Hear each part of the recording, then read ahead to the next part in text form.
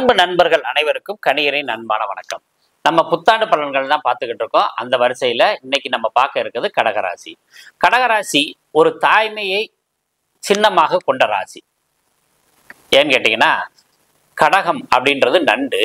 நண்டு தான் குழந்தைகள் குஞ்சுகள் வெளியில வர்றதுக்காக தன்னையே இழந்து குஞ்சுகளை வெளியில வர வைக்கும். அந்த அளவுக்கு ஒரு தாய்மையுடைய ராசி தான் இந்த கடகராசி. இந்த கடகராசிக்கு பல நாட்களா இருந்த கிட்டத்தட்ட 5 வருடங்களாக இருந்த போராட்ட நிலைகள் குறையுது.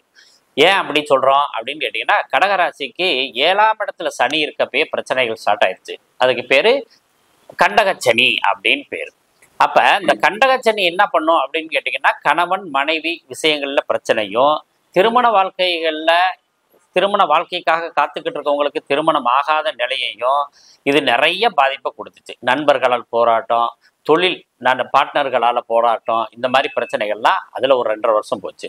அதுக்கு அடுத்து அஷ்டமச்சனி. அஷ்டமச்சனி அப்படின்னாக்க என்ன பண்ணும் அப்படின்னு கேட்டிங்கன்னா, நாம் எந்த சிந்தனையில் இருக்கோமோ அந்த சிந்தனையை மாற்றி பண்ணும். அதாவது நாம் ஒரு தெளிவான முடிவாக இருக்கிறதாக நம்ம எண்ணி பேசும் பொழுது அது தெளிவில்லாத முடிவாக தவறாக போய் முடிஞ்சிச்சு. இதுதான் அஷ்டமச்சனிக்கும் கண்டகச்சனிக்கும் நிறைய வித்தியாசங்கள். அதே மாதிரி தந்தை வழியாக அடையக்கூடிய ஆதாயம் இதெல்லாம் பிரச்சனையா இருந்துச்சு. குழந்தைகளோட படிப்பு ரொம்ப குறைவாக இருந்துச்சு. கெட்ட பெயர்கள்லாம் நிறைய பேர் வந்துச்சு. அதெல்லாம் தாண்டி இப்ப கிட்டத்தட்ட 5 வருடங்களுக்கு கழிச்சு பெருமூச்சு விடக்கூடிய இடமான பாக்கியஸ்தானத்துக்கு சனி வராரு. பாக்கியத்துல இருந்தா பாக்கிய குறைபாடு ஏற்படுமே, அது பிரச்சனை வராதா அப்படின்னா இந்த அளவுக்கு அதுல பிரச்சனை இருக்காது அப்படின்றத ரொம்ப முக்கியமான விஷயம். ஏன்னு கேட்டீங்கன்னா, 9ஆம் இடத்துல சனி உட்காரும் பொழுது அது குருவோட வீடாகிறதுனால இந்த ராசிக்கு இந்த குரு நட்பு, அதையும் கொஞ்சம் நம்ம சிந்திச்சு பார்க்கும்போது என்ன ஆகுன்னா பெரிய பாதிப்பு இருக்காது. குரு வீட்டுல சனி இருக்கும்போது இருக்கிற தன்மைக்கும் சனி மகரம் கும்பத்துல இருக்கும்போது இருக்கிற தன்மைக்கும் நிறைய வித்தியாசம் உண்டு. நீங்க சிம்ம லக்னம் 7ஆம் இடத்துல சனி அல்லது 6ஆம் இடத்துல சனி, கடக லக்னம் 7ஆம் இடத்துல மகரத்துல சனி அல்லது கும்பத்துல சனி, இவங்களுக்கு திருமணமே இதுவரை ஆகாம நிறைய பிரச்சனைகளை சந்திச்சவங்க. ஏன்னு கேட்டீங்கன்னா, அந்த 90க்கு பின்னாடி பிறந்தவங்களுக்குலாம் இந்த மாதிரி நிறைய பிரச்சனைகள் வந்தது. சிம்ம லக்னத்துக்காரங்களுக்கும் கடக லக்னத்துக்காரங்களுக்கு தான். அதே மாதிரி கடக ராசிக்கும் சிம்ம ராசிக்கும் திருமண வாழ்க்கை ஏற்பட்டிருந்தாலும் லக்னம் வேறாக இருந்து நிறைய பிரச்சனைகளை சந்திச்சவங்க, எதிர்பார்த்த மாதிரி ஒரு திருமண வாழ்க்கை இல்லையேன்னு நினைச்சு புலம்பிக்கிட்டு இருந்தவங்களுக்கெல்லாம் இனி பெரிய விடிவு காலம். அதுக்காக மற்றதெல்லாம் நல்லா இல்லாம இருந்தது இல்லை. நகை வாங்கினாங்க, வீடு கட்டினாங்க, வண்டி வாங்கினாங்க, எல்லா வகையிலும் நல்லா இருந்துச்சு. தந்தை வகையான அனுகூலத்தை மட்டும் அடைய முடியாத ஒரு சூழ்நிலை இருந்துச்சு. அதே மாதிரி வேலையை விட்டு வேலை இல்லாம இருந்தவங்களும் இதுல பிரச்சனைகள் இருந்தாங்க. அவங்க எல்லாருக்குமே ஒரு சுபிச்சமான முடிவு. பல வருடமாக தந்தையோட விஷயத்துல இருந்த பாதிப்பு இப்ப குறைஞ்சு தந்தைக்கும் உங்களுக்கான அனுகூலத்தை ஸ்டார்ட் பண்ணுது. ஆனா 9ஆம் இடத்துல சனி இருக்கும்போது என்ன ஒரு பிரச்சனை அப்படின்னு கேட்டீங்கன்னா, நிறைய கடகராசிக்காரவங்களுக்கு இனிமேலுக்கு தந்தையால் திருமணம் நிச்சயிக்கப்பட மாட்டாது. தந்தை பார்க்குற மாப்பிள்ளையோ பொண்ணையோ நீங்க கல்யாணம் பண்றதுக்கு கொஞ்சம் குறைபாடுகள் ஏற்படக்கூடிய வாய்ப்பு உண்டு. இது கடக லக்னமாக இருந்தாலும் இது பொருந்தும்.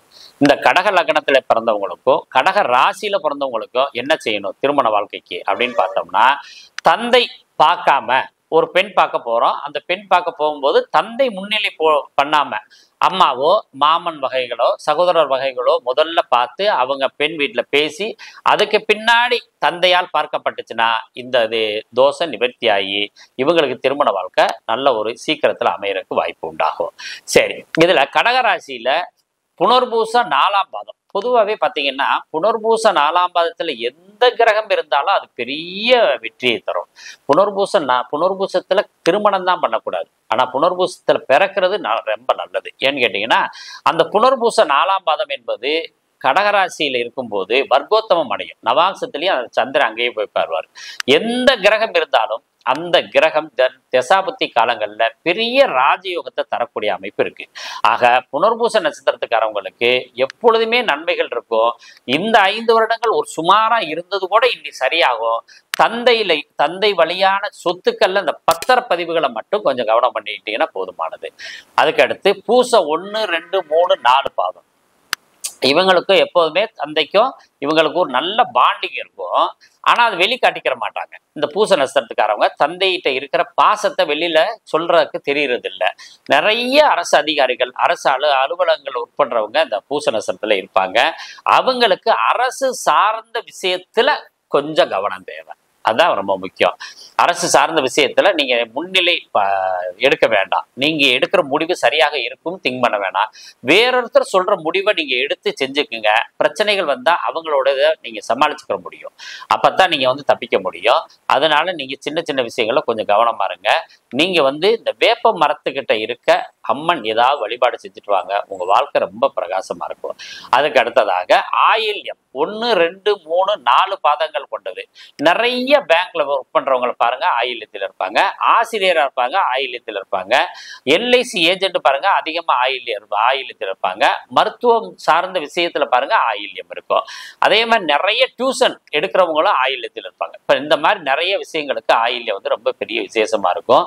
அதிகப்படியாக ஐஏஎஸ் ஐபிஎஸ் அதிகாரிகள்லாம் உருவாகிற நட்சத்திரம் அப்படின்னு சொல்றது இந்த ஆயில்யத்தில் தான். மதியுக மந்திரிகள், பிறருக்கு ஆலோசனை செய்யும் இடத்தில் இருந்தவர்கள் பிறர்கிட்ட ஆலோசனை கேட்கிற மாதிரி சூழ்நிலைகள்ல இருந்துச்சு.